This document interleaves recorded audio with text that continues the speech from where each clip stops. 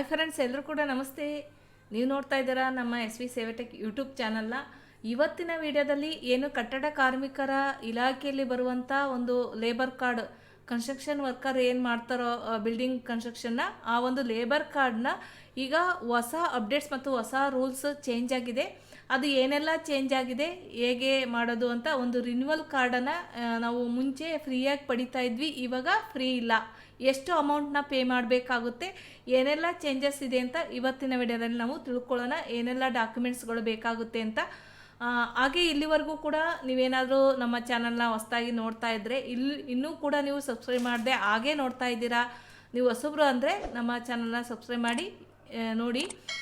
ಇದೇ ರೀತಿ ನಿಮಗೆ ಉಪಯುಕ್ತವಾದ ವಿಡಿಯೋಗಳು ನೋಟಿಫಿಕೇಷನಲ್ಲಿ ಬೆಲ್ ಬಟನ್ನ ಕ್ಲಿಕ್ ಮಾಡಿದರೆ ನೋಟಿಫಿಕೇಷನಲ್ಲಿ ಬರ್ತಾ ಇರುತ್ತೆ.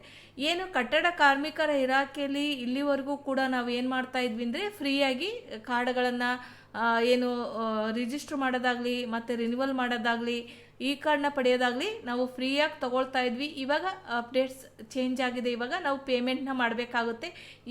ರಿನ್ಯೂವಲ್ಗೆ ಎಷ್ಟು ರೂಪಾಯಿನ ರಿನ್ಯೂವಲ್ಗೆ ಎಷ್ಟು ರೂಪಾಯಿನ ಪೇ ಮಾಡಬೇಕಾಗುತ್ತೆ ಅನ್ನೋದನ್ನ ನಾನು ಇವತ್ತಿನ ವಿಡಿಯೋದಲ್ಲಿ ನಾನು ನಿಮಗೆ ಕೊನೆವರೆಗೂ ಈ ವಿಡಿಯೋನ ನೋಡಿದ್ರೆ ನಿಮಗೆ ಯಾವ ರೀತಿ ಪ್ರೋಸೆಸ್ ಇದೆ, ಯಾವ ರೀತಿ ಪೇಮೆಂಟ್ ಮಾಡಬೇಕು ಅಂತ ಸಂಪೂರ್ಣವಾಗಿ ಈ ವಿಡಿಯೋದಲ್ಲಿ ತಿಳಿಸ್ತಾ ಇದ್ದೀನಿ. ಇವತ್ತಿನ ವಿಡಿಯೋದಲ್ಲಿ ನಾವು ಇವಾಗ ಗೂಗಲಿಗೆ ಬರೋಣ. ಆ ವೆಬ್ಸೈಟು ಏನು KBOCWWB ಅಂತೇಳಿ ಟೈಪ್ ಮಾಡೋಣ. ಏನು ಎಂಪವರಿಂಗ್ ಕನ್ಸ್ಟ್ರಕ್ಷನ್ ವರ್ಕರ್ಸ್ ಕರ್ನಾಟಕ ಅಂತ ಏನಿದೆ, ಇದ್ರ ಮೇಲೆ ಕ್ಲಿಕ್ ಮಾಡಿ. ಈ ಒಂದು ಲಿಂಕ್ ಏನಾದರೂ ನಿಮಗೆ ಸರಿಯಾಗಿ ಗೊತ್ತಾಗಲಿಲ್ಲ ಅಂದ್ರೆ ನನ್ನ ವಿಡಿಯೋದ ಕೆಳಗಡೆ ಈ ವೆಬ್ಸೈಟ್ ಲಿಂಕನ್ನು ಕೊಟ್ಟಿರ್ತೀನಿ, ನೀವು ಅಲ್ಲಿ ಕ್ಲಿಕ್ ಮಾಡೋದ್ರ ಮುಖಾಂತರ ಈ ಒಂದು ವೆಬ್ಸೈಟ್ಗೆ ಬರ್ಬೋದು. ಏನಿಲ್ಲಿ ಕೆಳಗಡೆ ಇದೆಯಲ್ಲ, ಇಲ್ಲಿ ಏನು ರಿಜಿಸ್ಟರ್ ಅಂತ ಏನಿಲ್ಲಿ ತೋರಿಸ್ತಾ ಇದೆ, ರಿಜಿಸ್ಟರ್ ಅಂತೆ ಲಾಗಿನ್ ಅಂತ ಏನಿದೆಯೋ ಈ ಆಪ್ಷನ್ ಮೇಲೆ ನಾವು ಕ್ಲಿಕ್ ಮಾಡಬೇಕಾಗುತ್ತೆ. ಯಾವುದೇ ಒಂದು ರಿಜಿಸ್ಟರ್ ಮಾಡಬೇಕಂದ್ರೆ ನಾವು ಈ ಆಪ್ಷನ್ ಮೇಲೆ ಕ್ಲಿಕ್ ಮಾಡೋಣ. ಇಲ್ಲಿ ಎರಡು ಇದೆ, ರಿಜಿಸ್ಟರ್ ಮತ್ತು ಲಾಗಿನ್ ಅಂತ ಇದೆ. ಇದರಲ್ಲಿ ನಾವು ಈಗಾಗಲೇ ಒಂದು ಕಾರ್ಡನ್ನು ಏನು ಮುಗಿದೋಗಿರೋ ಅಂಥ ಈ ಕಾರ್ಡ್ ಇದೆ, ಆ ಒಂದು ಕಾರ್ಡನ್ನು ರಿನ್ಯೂವಲ್ ಮಾಡೋದ್ರಿಂದ ಈಗ ನಾವು ಈಗಾಗಲೇ ಅವರು ರಿಜಿಸ್ಟರ್ ಆಗಿ ಹಳೆಯ ಕಾರ್ಡ್ ಇದೆ ಒಂದು ಈ ಕಾರ್ಡ್, ಅದು ಇವಾಗ ಲಾಗಿನ್ ಮೇಲೆ ಕ್ಲಿಕ್ ಮಾಡಿ ಅವರ ರಿಜಿಸ್ಟರ್ಡ್ ಏನು ಈ ಕಾರ್ಡಿಗೆ ಕೊಟ್ಟಿರುವಂಥ ರಿಜಿಸ್ಟರ್ಡ್ ಮೊಬೈಲ್ನ ಹಾಕ್ಬಿಟ್ಟು ಜನರೇಟ್ OTPನ ಹಾಕಿಲ್ಲಿ ನಾವು ಇವರ ಒಂದು ಐಡಿನ ನಾವು ಲಾಗಿನ್ ಮಾಡಬೇಕಾಗುತ್ತೆ. ನಾವು ಈ ರೀತಿಯಾಗಿ ಅವರ ಒಂದು ಏನು ಲಾಗಿನ್ ಮಾಡಿದಾಗ ಅವರ ಒಂದು ರಿಜಿಸ್ಟರ್ಡ್ ಮೊಬೈಲ್ ಹಾಕಿ OTPನ ಹಾಕಿ ನಾವು ಲಾಗಿನ್ ಮಾಡಿದಾಗ ಈ ರೀತಿಯಾಗಿ ಹೋಮ್ ಪೇಜ್ ಒಂದು ಬರುತ್ತೆ. ಯಾಕೆಂದರೆ ಈ ಒಂದು ಕಾರ್ಡು ರಿನ್ಯೂವಲ್ ಸ್ಟೇಜಲ್ಲಿ ಇರೋದ್ರಿಂದ ಈ ರೀತಿಯಾಗಿ ಪಾಪಪ್ ಇರುತ್ತೆ. ನಾವಿಲ್ಲಿ ರಿನ್ಯೂವಲ್ನ ಮಾಡಬೇಕಾಗುತ್ತೆ. ಇಲ್ಲಿ ನಾವು ಒಂದು ರಿನ್ಯೂವಲ್ ಮಾಡಬೇಕು ಅಂದರೆ ಬೇಕಾಗುವಂಥ ಡಾಕ್ಯುಮೆಂಟ್ಸ್ಗಳನ್ನು ನಾವು ನೋಡೋದಾದರೆ, ಅವರ ಒಂದು ಅರ್ಜಿದಾರ ಏನು ಲೇಬರ್ ಕಾರ್ಡ್ನ ಯಾರು ಹೊಂದಿರ್ತಾರೋ ಅವರ ಒಂದು ಆಧಾರ್ ಕಾರ್ಡ್ ಬೇಕಾಗುತ್ತೆ. ಮತ್ತು ಅವರ ಒಂದು 90 days form, self declaration form ಬೇಕಾಗುತ್ತೆ. ಅದಾದಮೇಲೆ ಪೇ ಸ್ಲಿಪ್ ಮತ್ತು ಒಂದು ಪಾಸ್ಬುಕ್, ಇಷ್ಟು ಡಾಕ್ಯುಮೆಂಟ್ಸ್ಗಳು ಮತ್ತು ಆಧಾರಿಗೆ ಲಿಂಕ್ ಇರುವಂಥ ಮೊಬೈಲ್ ಬೇಕಾಗುತ್ತೆ. ಈಗ ನಾವಿಲ್ಲಿ ಒಂದು ರಿನ್ಯೂವಲ್ ಮಾಡೋದ್ರಿಂದ ರಿನ್ಯೂವಲ್ ರಿಜಿಸ್ಟ್ರೇಷನ್ ಅಂತ ಏನು ಆಪ್ಷನ್ ಇದೆಯಲ್ಲ, ಇದ್ರ ಮೇಲೆ ಕ್ಲಿಕ್ ಮಾಡಿ. ಇದ್ರ ಮೇಲೆ ಕ್ಲಿಕ್ ಮಾಡೋಣ. ಇದ್ರ ಮೇಲೆ ಕ್ಲಿಕ್ ಮಾಡಿದಾಗ ನಮಗೆ ಈ ರೀತಿಯಾಗಿ ಓಪನ್ ಆಗುತ್ತೆ. ಈಗ ಈ ರೀತಿಯಾಗಿ ಓಪನ್ ಆದಾಗ ಇಲ್ಲಿ ಎಂಪ್ಲಾಯೀಸ್ ಓನರ್ಸ್ ಡೀಟೇಲ್ಸ್ ಅಂತ ಅದ್ರ ಮೇಲೆ ಕ್ಲಿಕ್ ಮಾಡಿದಾಗ ಇಲ್ಲಿ ಅವರ ಒಂದು ಡೀಟೇಲ್ಸ್, ಅವ್ರು ಏನು ವರ್ಕ್ ಮಾಡ್ತಾರೋ ಅವರ ಒಂದು ಡೀಟೇಲ್ಸ್, ತಂದಿರೋವಂಥ ಫಿಲ್ ಮಾಡಿರೋವಂಥ ಒಂದು ಡೀಟೇಲ್ಸ್, ಅವರು ವರ್ಕ್ ಮಾಡಿರೋವಂಥದ್ದು ಪ್ರೀವಿಯಸ್ಸಲ್ಲಿ ವರ್ಕ್ ಮಾಡಿರೋವಂಥ ಡೀಟೇಲ್ಸ್ನ ಕೊಟ್ಟಿದ್ದಾರೋ, ಪ್ರೆಸೆಂಟಲ್ಲಿ ವರ್ಕ್ ಮಾಡಿರೋವಂಥ ಡೀಟೇಲ್ಸ್ನ ಕೊಟ್ಟಿದ್ದಾರೋ ಅನ್ನೋದನ್ನ ನಾವಿಲ್ಲಿ ಸೆಲೆಕ್ಟ್ ಮಾಡಬೇಕಾಗುತ್ತೆ. ಸೆಲೆಕ್ಟ್ ಮಾಡಿದ ಮೇಲೆ ಅವರು ಆ ಒಂದು 90 ಡೇಸ್ ಫಾರಮ್ ಆಗಿರ್ಬೋದು ಮತ್ತು ಪೇ ಸ್ಲಿಪ್ಪನ್ನು ಯಾರು ಇಶ್ಯೂ ಮಾಡಿರ್ತಾರೋ ಅವರ ಒಂದು ನೇಮನ್ನು ಹಾಕಬೇಕಾಗುತ್ತೆ ಇಲ್ಲಿ.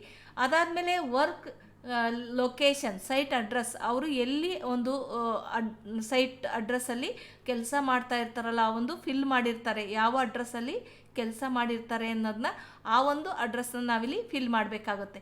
ಅದಾದಮೇಲೆ ನೆಕ್ಸ್ಟ್ ಬಂದರೆ ಎಂಪ್ಲಾಯರ್ಸ್ ಓನರ್ಸ್, ಏನು ಅವರ ಒಂದು ಏನು 90 ಡೇಸ್ ಫಾರಮ್ನ ಇಶ್ಯೂ ಮಾಡಿರ್ತಾರಲ್ಲ ಅವರ ನೇಮನ್ನು ನಾವಿಲ್ಲಿ ಎಂಟರ್ ಮಾಡಬೇಕಾಗುತ್ತೆ. ಮತ್ತು ಆ ಇಶ್ಯೂ ಮಾಡಿರೋ ಅಂಥವ್ರನ್ನ ಒಂದು ಮೊಬೈಲ್ ನಂಬರ್ನ ನಾವಿಲ್ಲಿ ಎಂಟರ್ ಮಾಡಬೇಕಾಗುತ್ತೆ.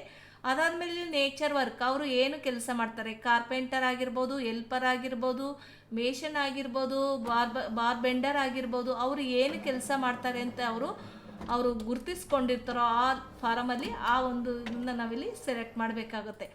ಅದಾದಮೇಲೆ ಒಂದು ಪಿನ್ ಕೋಡ್, ಅವರ ಒಂದು ಪಿನ್ ಕೋಡನ್ನು ನಾವಿಲ್ಲಿ ಹಾಕಬೇಕಾಗುತ್ತೆ. ಮತ್ತು ಸ್ಟೇಟನ್ನು ಸೆಲೆಕ್ಟ್ ಮಾಡಿ ಅದೇ ರೀತಿ ಇಲ್ಲಿ ಒಂದು ಡಿಸ್ಟಿಕ್, ಅವರು ಯಾವ ಡಿಸ್ಟಿಕ್ಕಲ್ಲಿ ಕೆಲಸ ಮಾಡ್ತಾ ಇದ್ದಾರೆ ಅನ್ನೋ ನಾವಿಲ್ಲಿ ಸೆಲೆಕ್ಟ್ ಮಾಡಬೇಕಾಗುತ್ತೆ.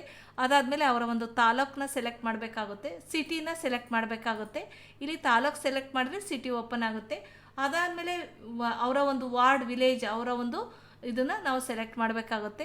ಆಮೇಲೆ ಟೈಪ್ ಆಫ್ ಇಶ್ಯೂವರ್, ಇಲ್ಲಿ ಏನು ಟೈಪ್ ಆಫ್ ಇಶ್ಯೂವರ್ ಅಂತ ಏನಿದೆಯೋ ಅದನ್ನು ನಾವಿಲ್ಲಿ, ಇಶ್ಯೂವರ್ ಅಂದರೆ ಇಲ್ಲಿ 4 ಟೈಪ್ಸ್ ಇದೆ. ನಾನು ನಿಮಗೆ ಆವಾಗಲೇ ಹೇಳಿದ್ದೆ, ಏನು ಎಂಪ್ಲಾಯರ್ಸ್ ಅಥವಾ ಕನ್ಸ್ಟ್ರಕ್ಷನ್ ಆಕ್ಟಿವಿಟೀಸ್ ಏನಂದರೆ ಮನೆ ಮಾಲೀಕರು ಗುತ್ತಿಗೆದಾರರ ಹತ್ರ ಏನಾದರೂ ತಂದಿದ್ರೆ ಮೊದಲನೇ ಆಪ್ಷನ್ನ ನೀವು ಸೆಲೆಕ್ಟ್ ಮಾಡಿ.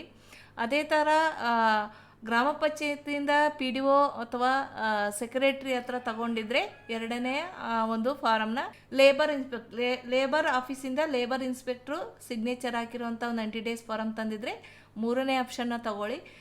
ಈಗ ಹೊಸದಾಗಿ ರಿಜಿಸ್ಟರ್ಡ್ ಟ್ರೇಡ್ ಯೂನಿಯನ್ ಅಂತ ಯಾರೋ ಒಂದು ಕ್ವಶನ್ ಮಾಡಿದ್ರು ನನಗೆ. ಇದ್ರ ಮೇಲೆ ಕ್ಲಿಕ್ ಮಾಡಿದ್ರೆ ಈ ರೀತಿ ಪಾಪಪ್ ಬರ್ತಾ ಇದೆ ಅಂತ. ಇವಾಗ ಈ ಒಂದು ಇದು ಚೇಂಜಸ್ ಆಗಿದೆ. ಇದು ಹೇಗೆ ಚೇಂಜಸ್ ಆಗಿದೆ ಅಂತ ನಾನು ನೆಕ್ಸ್ಟ್ ವಿಡಿಯೋದಲ್ಲಿ ಹೇಳ್ಕೊಡ್ತೀನಿ. ಇದು ಈಗ ಅವರು ಒಂದು ಏನು ಸಂಘ ಇದೆಯಲ್ಲ, ಅವರು ಈ ಒಂದು ವೆಬ್ಸೈಟ್ಗೆ ಅವರು ರಿಜಿಸ್ಟರ್ ಮಾಡೋದ್ರ ಮುಖಾಂತರ ಆಮೇಲೆ ನಾವು ಇದನ್ನ ಅಪ್ಲೈ ಮಾಡಬೇಕಾಗುತ್ತೆ. ಅಲ್ಲಿವರೆಗೂ ಕೂಡ ಆ ಒಂದು ಆಪ್ಷನ್ನು ಬರೋದಿಲ್ಲ. ಅವರು ಏನು ಸಂಘ ಇರ್ತಾರೋ ಅವರು ರಿಜಿಸ್ಟರ್ ಮಾಡ್ಕೋಬೇಕಾಗುತ್ತೆ. ಇಲ್ಲಿ ನನಗೆ ಮೊದಲನೇ ಆಪ್ಷನನ್ನು ಫಾರಮ್ ತಂದಿರೋದ್ರಿಂದ ನಾನು ಅದನ್ನು ತೊಗೊಂಡಿದ್ದೀನಿ. ಯಾವ ಡೇಟಿಗೆ ಇಶ್ಯೂ ಮಾಡಿದ್ದಾರೆ ಅನ್ನೋದನ್ನ ನಾವಿಲ್ಲಿ ಸೆಲೆಕ್ಟ್ ಮಾಡಬೇಕಾಗುತ್ತೆ. ಇದು ಫಾರಮ್ನ ಸೆಲೆಕ್ಟ್ ಮಾಡಿದ ಮೇಲೆ ಆ ಒಂದು ಇಶ್ಯೂವರ್ ನೇಮ್, ಇಲ್ಲಿ ಏನಿದೆ ಇಶ್ಯೂವರ್ ನೇಮು, ಆ ಒಂದು ಇಶ್ಯೂವರ್ ನೇಮನ್ನು ನಾವಿಲ್ಲಿ ಆ ಒಂದು 90 ಡೇಸ್ ಫಾರಮ್ ಮೇಲೆ ಯಾರು ಸಿಗ್ನೇಚರ್ ಹಾಕಿರ್ತಾರಲ್ಲ ಅವರ ನೇಮನ್ನು ನಾವಿಲ್ಲಿ ಹಾಕಬೇಕಾಗುತ್ತೆ. ಅದಾದಮೇಲೆ ಡೆಸಿಗ್ನೇಷನ್, ಅವರು ಏನು ಮೇಸ್ತ್ರಿನೋ ಗುತ್ತಿಗೆದಾರರೋ ಅಥವಾ ಮನೆ ಮಾಲೀಕರೋ ಏನು ಅವರು ವರ್ಕ್ ಅನ್ನೋದನ್ನ ಇಲ್ಲಿ ನಾವು ಡೆಸಿಗ್ನೇಷನ್ನ ಬರೀಬೇಕಾಗುತ್ತೆ. ಮತ್ತು ಅವರ ಒಂದು ಮೊಬೈಲ್ ನಂಬರ್, ಯಾರು ಇಶ್ಯೂವರ್ ಇರ್ತಾರ ಅವರ ಮೊಬೈಲ್ ನಂಬರ್ನ ನಾವಿಲ್ಲಿ ಎಂಟರ್ ಮಾಡಬೇಕಾಗುತ್ತೆ. ಮತ್ತು ಇಲ್ಲಿ ಎಷ್ಟು ದಿನ ಕೆಲಸ ಮಾಡಿದ್ದಾರೆ ಅನ್ನೋದನ್ನ ನಾವಿಲ್ಲಿ ಎಂಟರ್ ಮಾಡಬೇಕಾಗುತ್ತೆ. ಇಲ್ಲಿ ನಾವು enter number of days in your worked, ಅವರು ಎಷ್ಟು ದಿನ ಕೆಲಸ ಮಾಡಿದ್ದಾರೆ, ಮಿನಿಮಮ್ 90 ಡೇಸ್ ಆದರೂ ಅವರು ಕೆಲಸ ಮಾಡಿರಬೇಕು ಆ ಒಂದು ಕೆಲಸ. ಅದಾದಮೇಲೆ ಇಲ್ಲಿ ಕೆಳಗಡೆ ಏನಿದೆ ಕ್ಲಿಕ್ ಇಯರ್ ಅಂತ ಒಂದು ಆಪ್ಷನ್ ಇದೆ, ನೀವು ನೋಡ್ಬೋದು. ಈ ಒಂದು ಕ್ಲಿಕ್ ಇಯರ್ ಮೇಲೆ ನಾವು ಕ್ಲಿಕ್ ಮಾಡಬೇಕಾಗುತ್ತೆ. ನಾವೇನು ಒಂದು 90 ಡೇಸ್ ಫಾರ್ಮ್ನ ಎಲ್ಲ ಫಿಲ್ ಮಾಡಿ ಸ್ಕ್ಯಾನ್ ಮಾಡಿ ಇಟ್ಕೊಂಡಿರಬೇಕು PDF ಫೈಲಲ್ಲಿ. ಆ ಒಂದು PDFನ ನಾವಿಲ್ಲಿ ಕ್ಲಿಕ್ ಇಯರ್ ಮೇಲೆ ಕ್ಲಿಕ್ ಮಾಡಿ ಅಪ್ಲೋಡ್ ಮಾಡಬೇಕಾಗುತ್ತೆ. ಇವಾಗ ಕ್ಲಿಕ್ ಇಯರ್ ಮೇಲೆ ಕ್ಲಿಕ್ ಮಾಡಿ ಒಂದು 90 ಡೇಸ್ ಫಾರಮ್ನ ಅಪ್ಲೋಡ್ ಮಾಡೋಣ. ಅದಾದಮೇಲೆ ಇಲ್ಲಿ ಕೆಳಗಡೆ ಬಂದರೆ ಇಲ್ಲಿ ನೋಡ್ಬೋದು, ಇಲ್ಲೂ ತೋರಿಸ್ತೀನಿ. ಕೆಳಗಡೆ ಬಂದರೆ ಇಲ್ಲಿ ನಾವು ಒಂದು ಏನು ಪೇ ಸ್ಲಿಪ್, ಅವರ ಒಂದು 3 ಮಂತ್ ಪ್ಲೇ ಸ್ಲಿಪ್ ಏನು ತಂದಿರ್ತಾರೋ ಅದನ್ನು ಕೂಡ PDF ಫೈಲಲ್ಲಿ ನಾವು ಅಪ್ಲೋಡ್ ಮಾಡಬೇಕಾಗುತ್ತೆ. ಇಲ್ಲಿ ಕ್ಲಿಕ್ ಇಯರ್ ಮೇಲೆ ಕ್ಲಿಕ್ ಮಾಡಿ ಅದಾದಮೇಲೆ ಈ ಕಡೆ ಬಂದರೆ ಇಲ್ಲಿ ಡಿಕ್ಲರೇಷನ್ ಫಾರಮ್ ಅಂತ ಇದೆ. ಡಿಕ್ಲರೇಷನ್ ಫಾರಮ್ ಏನಿರುತ್ತೋ ಅದನ್ನು ಕೂಡ ಫಿಲ್ ಮಾಡಿ PDF ಫೈಲಲ್ಲಿ ಸ್ಕ್ಯಾನ್ ಮಾಡಿ ಇಟ್ಕೊಂಡಿರಬೇಕು. ಅದನ್ನು ಕೂಡ ಕ್ಲಿಕ್ ಇಯರ್ ಮೇಲೆ ಕ್ಲಿಕ್ ಮಾಡಿ, ಇಲ್ಲಿರೋಂಥ ಕ್ಲಿಕ್ ಇಯರ್ ಮೇಲೆ ಕ್ಲಿಕ್ ಮಾಡಿ, ಇಲ್ಲೂ ಕೂಡ ಕ್ಲಿಕ್ ಇಯರ್ ಮೇಲೆ ಕ್ಲಿಕ್ ಮಾಡಿ ಆ 3 ಫಾರಮ್ಗಳನ್ನು ನಾವಿಲ್ಲಿ ಅಪ್ಲೋಡ್ ಮಾಡಬೇಕಾಗುತ್ತೆ. 3 ಫಾರಮ್ಗಳನ್ನು ಕೂಡ ನಾವು ಅಪ್ಲೋಡ್ ಮಾಡಿದ ಮೇಲೆ ನಾವಿಲ್ಲಿ ಸೇವ್ ಆ್ಯಂಡ್ ಕಂಟಿನ್ಯೂ ಮೇಲೆ ಕ್ಲಿಕ್ ಮಾಡಿದ ತಕ್ಷಣ ಮುಂಚೆ ಏನಾಗ್ತಾ ಇತ್ತು, ನಮಗೆ ಡೈರೆಕ್ಟ್ ಅಪ್ಲಿಕೇಶನ್ ಒಂದು ಅಕ್ನಾಲಜ್ಮೆಂಟ್ ಬರ್ತಾ ಇತ್ತು. ಇವಾಗ ಸೇವ್ ಆ್ಯಂಡ್ ಕಂಟಿನ್ಯೂ ಮೇಲೆ ಕ್ಲಿಕ್ ಮಾಡಿದಾಗ ನಮಗೆ ಮತ್ತೆ ಒಂದು ಆಪ್ಷನ್ ಬರ್ತಾ ಇದೆ ಕೆಳಗಡೆ, ನೀವು ನೋಡ್ಬೋದು ಇಲ್ಲಿ ಪೇ ನೌ ಅಂತ. ಈಗ ನಾವು ಮುಂಚೆ ಎಲ್ಲ ಏನು ಮಾಡ್ತಾ ಇದ್ವಿ ಅಂದರೆ ಪ್ರತಿ ಸಲ ಆ ಒಂದು ಸೇವ್ ಆ್ಯಂಡ್ ಕಂಟಿನ್ಯೂ ಮೇಲೆ ಕ್ಲಿಕ್ ಮಾಡಿದ ತಕ್ಷಣ ನಾವು ಒಂದು ಅಕ್ನಾಲಜ್ಮೆಂಟ್ನ ಡೌನ್ಲೋಡ್ ಮಾಡ್ಕೊತಾ ಇದ್ವಿ. ಇವಾಗ ಒಂದು ರಿನ್ಯೂವಲ್ಗೂ ಕೂಡ ಪೇಮೆಂಟ್ನ ಮಾಡಿದ್ದಾರೆ. ಇದು ಹೊಸ ರೂಲ್ಸ್ ಆ್ಯಂಡ್ ಅಪ್ಡೇಟ್ಸ್ ಆಗಿದೆ. ಹಾಗಾಗಿ ನಾನು ಈ ವಿಡಿಯೋದಲ್ಲಿ ನಿಮಗೆ ತೋರಿಸ್ಕೊಡ್ತಾ ಇದ್ದೀನಿ. ಇದ್ರ ಮೇಲೆ ನಾವು ಇವಾಗ ಕ್ಲಿಕ್ ಮಾಡೋಣ. ಈ ಒಂದು ಪೇ ನೌ ಮೇಲೆ ಕ್ಲಿಕ್ ಮಾಡೋಣ. ಪೇ ನೌ ಮೇಲೆ ಕ್ಲಿಕ್ ಮಾಡಿದಾಗ ಇಲ್ಲಿ ಡೆಬಿಟ್ ಕಾರ್ಡ್ ಅಥವಾ ಕ್ರೆಡಿಟ್ ಕಾರ್ಡ್ ಅಂತ ಇದೆ, ಅದ್ರ ಮೇಲೆ ಕ್ಲಿಕ್ ಮಾಡಿ ಓಕೆ ಮೇಲೆ ಕ್ಲಿಕ್ ಮಾಡಿ. ಓಕೆ ಮೇಲೆ ಕ್ಲಿಕ್ ಮಾಡಿದಾಗ ನಿಮಗೆ ಸಾಕಷ್ಟು ಹಲವಾರು ಒಂದು ಎಷ್ಟು ಪೇಮೆಂಟ್ನ ಮಾಡಬೇಕಾಗುತ್ತೆ. ಇಲ್ಲಿ 50 ರುಪೀಸ್ನ ಒಂದು ರಿನ್ಯೂವಲ್ ಅಪ್ಲಿಕೇಶನ್ಗೆ ನಾವು 50 ರುಪೀಸ್ನ ಪೇ ಮಾಡಬೇಕಾಗುತ್ತೆ.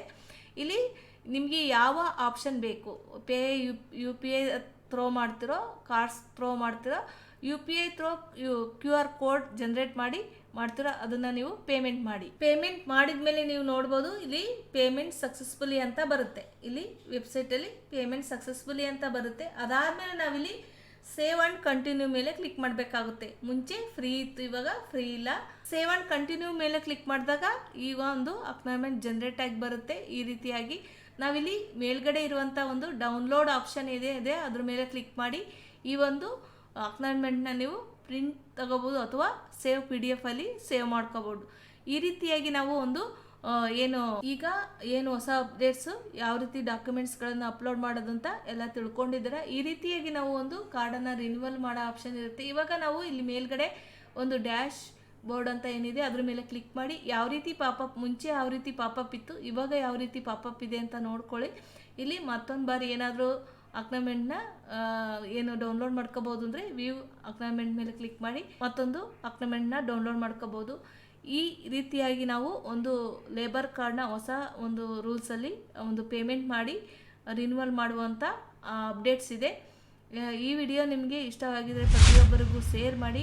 ನನ್ನ ಸೋಷಿಯಲ್ ಮೀಡಿಯಾ ಇನ್ಸ್ಟಾಗ್ರಾಮ್ ಆಗಿರಲಿ ಫೇಸ್ಬುಕ್ ಆಗಲಿ ಫಾಲೋ ಮಾಡಿ ಮತ್ತು ಟೆಲಿಗ್ರಾಮ್ ಲಿಂಕಲ್ಲಿ ಜಾಯಿನ್ ಆಗಿ.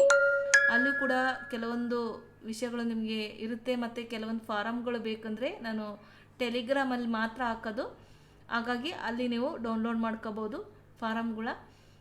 ಈ ವಿಡಿಯೋ ನಿಮಗೆ ಇಷ್ಟ ಆದರೆ ಲೈಕ್ ಮಾಡಿ, ಶೇರ್ ಮಾಡಿ, ಸಬ್ಸ್ಕ್ರೈಬ್ ಮಾಡಿ. ಈ ವಿಡಿಯೋನ ಕೊನೆ ನೋಡಿದ್ದಕ್ಕೆ ನಿಮ್ಮೆಲ್ಲರಿಗೂ ಕೂಡ ಧನ್ಯವಾದಗಳು. Thank you for watching.